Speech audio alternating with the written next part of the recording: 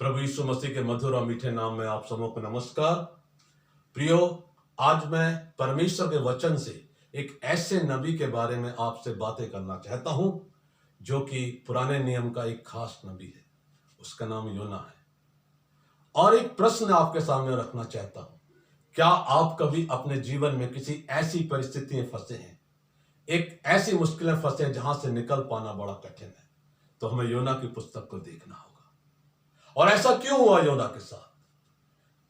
परमेश्वर ने योना से कहा, उठकर जा, उस बड़े नगर नीनवे के विरुद्ध में प्रचार कर, क्योंकि वहां की बुराइयां मेरी आंखों के सामने बहुत बढ़ गई हैं। लेकिन योना नीनवे नगर को नहीं जाना चाहता था। उसे परमेश्वर ने कहा, वहां पर पश्चाताप का समाचार, सुसमाचार प्रचार कर, द गॉस्पेल ऑफ रिपेंटेंस। लेकिन इस्राएलियों के इतिहास में नीनवे नगर के लोगों ने इस्राएलियों पर बड़े जुल्म ढाए थे, और यह बात योना के मन में गहरी बैठी हुई थी। उसके मन में गुस्सा था, विरोध था, और इसलिए उसने परमेश्वर की आज्ञा को ना मानकर तरसीस को जाने वाले एक जहाज में बैठ गया और वो परमेश्वर से भाग रहा था।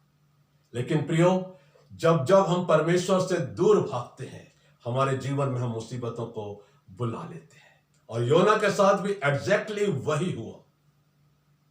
वो परमेश्वर से भागना चाह रहा था, परमेश्वर की दी हुई आज्ञा का उल्लंघन कर रहा था, और परमेश्वर ने उसको जो मिशन सौंपा था उसके विरोध में वो कहीं और जा रहा था। वो जहाज पर चढ़ गया और निचले भाग में जाकर सो गया। लेकिन परमेश्वर इससे बड़ा नाखुश था, अप्रसन्न था, और उसने समुद्र में एक प्रचंड आंधी चलाई। उस समुद्र में जहां जहाज चल रहा था, और समुद्र में आंधी इतनी तेज थी कि जहाज टूटने पर था। बहुत बार मेरे और आपके जीवन का जहाज भी टूटने पर होता है, जब हम परमेश्वर की आज्ञा का उल्लंघन करके किसी और स्थान पर जा रहे होते हैं जहां परमेश्वर हमें भेजना नहीं चाहता है। परमेश्वर आज्ञा उल्लंघन को कभी भी पसंद नहीं करता, और मुझे और आपको बड़ी गंभीरता से इस बात को अपने जीवन में समझ लेना चाहिए, उतार लेना चाहिए कि परमेश्वर के आज्ञा मानने से जीवन आशीषित होता है, फलवंत होता है। कई बार परमेश्वर हमें ऐसे लोगों के बीच में भेजता है जो हमारे विरोधी है। प्रभु यीशु मसीह ने भी कहा, अपने विरोधियों को माफ करो, उनके लिए प्रार्थना करो। मसीह जीवन ऐसा ही चैलेंजिंग, चुनौती से भरा हुआ जीवन है कि हमें उन लोगों के लिए प्रार्थना करना है, उन लोगों को क्षमा करना है जिन्होंने कभी हमको हानि पहुंचाई है। और योना को यह पाठ पढ़ाया जा रहा है। जब जहाज में रहने वालों को अपने जीवन का अस्तित्व खतरे में मालूम पड़ा, तो जो जहाज का कैप्टन था, जो मुख्य मांझी था, वो निकट आकर कहने लगा, तू यहां भारी नींद में पड़ा हुआ क्या कर रहा है? उठ, अपने देवता की दुहाई दे, संभव हो कि ईश्वर हमारी चिंता करे और हमारा नाश ना हो। उसके पहले जब वो योना के पास आया तो उन्होंने जो भी सामान लाया था उसको यहां वहां फेंक रहे थे। वो जीवन जहाज को हल्का करने की कोशिश कर रहे थे, वो जीवन को बचाने का प्रयास कर रहे थे, लेकिन कुछ नहीं हुआ, नथिंग है।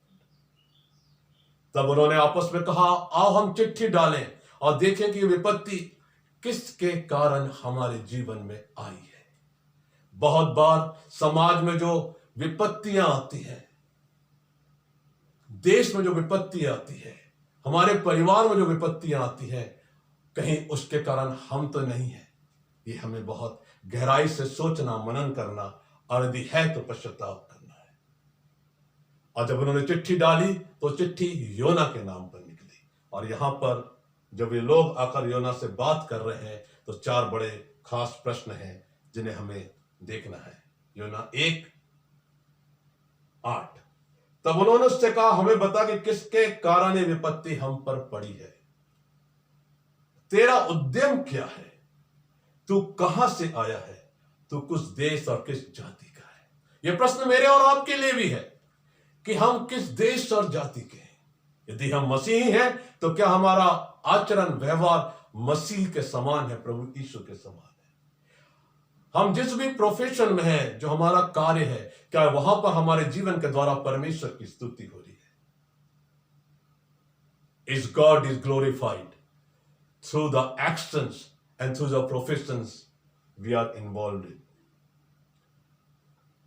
उसने उनसे कहा, मैं इब्री हूं और स्वर्ग का परमेश्वर यहोवा जिसने जल स्थल दोनों को बनाया है उसी का भय मानता हूं। तब ये बहुत डर गए और उससे कहने लगे, तूने यह क्या किया है? वे जान गए थे कि वो यहोवा के सम्मुख से भाग आया है, क्योंकि उसने आप ही उनको बता दिया था। योना ने उनसे कहा, मुझे समुद्र में फेंक दो, ये सब हलचल समाप्त हो जाएगी। लेकिन वो डर रहे थे और जब बहुत इंसिस्ट किया, योना ने उनको कहा, दबाव डाला कि मुझे फेंक दो, सब तुम बच जाओगे, तो उन्होंने कहा और परमेश्वर से प्रार्थना की चिल्लाकर, हे प्रभु, इस व्यक्ति की हत्या का कारण हम ना ठहरे। लेकिन जैसे ही योना समुद्र में डाल दिया गया, परमेश्वर ने एक ठहराए हुए बड़े मच्छ को वहां भेजा और उसने योना को निगल लिया। Jonah now in the belly of fish. बहुत बार मैं और आप ऐसी ही कठिन परिस्थितियों में होते हैं जिस प्रश्न को मैंने शुरू किया था। We are trapped in difficult situations in our life और उससे बाहर निकलना हमें बड़ा कठिन जान पड़ता है, बड़ा असंभव सा लगता है। और ये 3 दिन और रात योना जब मछली के पेट में, उस बड़े मच्छ के पेट में है, वो उसके लिए डिफिकल्ट है, जीवन मरण का प्रश्न है। लेकिन उसने अपने पापों से पश्चाताप किया, तौबा किया। अध्याय 2 में लिखा हुआ है, अधोलोक के उदर में से मैं चिल्ला उठा और तूने मेरी सुन ली। तूने मुझे गहरे सागर में समुद्र की थाह तक डाल दी और मैं धाराओं के बीच में पड़ा था। मैं जल से यहां तक घिरा हुआ था कि मेरे प्राण निकले जाते थे। जब मैं मूर्छा खाने लगा तब मैंने यहोवा को स्मरण किया और मेरी प्रार्थना तेरे पास वरन तेरे पवित्र मंदिर में पहुंच गई। प्रियो, आज ये शानदार वचन योना के माध्यम से मैं आपके साथ कहना चाहता हूं। मेरे जीवन में भी बहुत बार ऐसा हुआ कि जीवन में कठिन परिस्थितियां आई, बहुत बार लगा कि उन परिस्थितियों से हम बाहर नहीं निकल पाएंगे।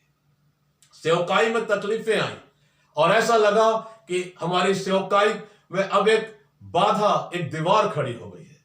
लेकिन हमने अपने जीवन को फिर से परमेश्वर के सामने रखा, परमेश्वर के सामने समर्पण किया, दोबारा समर्पित किया, प्रार्थना के साथ बार बार परमेश्वर के सामने रखा और परमेश्वर ने हमें उस स्थिति से बाहर निकाला।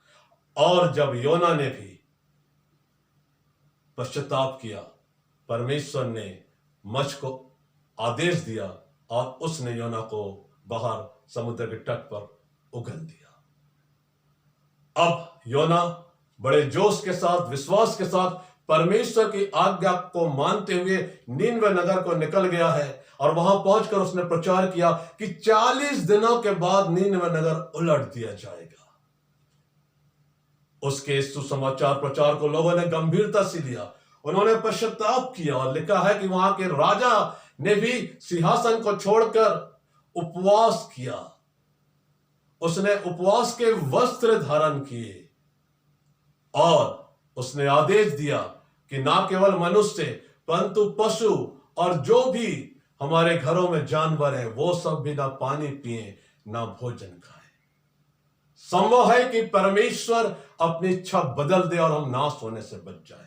जब जब मैं और आप अपने जीवन में परमेश्वर के सामने अपने आप को रख देते हैं, परमेश्वर के सामने अपने जीवन को उंडेल कर रख देते हैं, नम्रता के साथ उसके चरणों में अपने जीवन को रख देते हैं, वो बचाने के लिए हमें खड़ा है। Because he is a compassionate God. वो तरस खाने वाला परमेश्वर है। और उसने योना पर तरस खाया। उसने योना को समझाया कि देख, इस नगर नीनवे में 1,20,000 ऐसे लोग हैं जो दाहिने और बाएं में क्या भेद है नहीं जानते, और उनके नष्ट होने से मुझे खुशी नहीं होगी। मैं चाहता हूं कि वो सब बच जाए। नीनवे नगर का पश्चाताप मेरे और आपके लिए पश्चाताप का एक सर्वोत्तम उत्कृष्ट नमूना है जो पुराने नियम में पाया जाता है। आज हमें अपने देश के लोगों को उत्साहित करना है, दुनिया के लोगों को प्रार्थना में रखना है कि वो अपने अपने पापों से पश्चाताप करें और एक नया जीवन पाए। परमेश्वर हम पर तरस खाए और जितनी भी समस्याओं से इस समय आज हम जूझ रहे हैं उन सब से बाहर निकल सके। प्रभु यीशु अपने दोनों हाथ फैलाए हुए हमारी राह देख रहा है, प्रतीक्षा कर रहा है, और जब अपने जीवन को उसको सौंप देंगे, मेरे प्रिय भाई और बहनों, हम उस सर्वोत्तम इनाम को जो प्रभु यीशु मसीह के द्वारा उद्धार के रूप में मिलता है उससे पा लेंगे। प्रभु हम सबों को उद्धार की यात्रा में निरंतर आगे और आगे बढ़ाते ले चले। आप सबों को प्रभु यीशु ख्रीस्त आशीष दे। आमीन।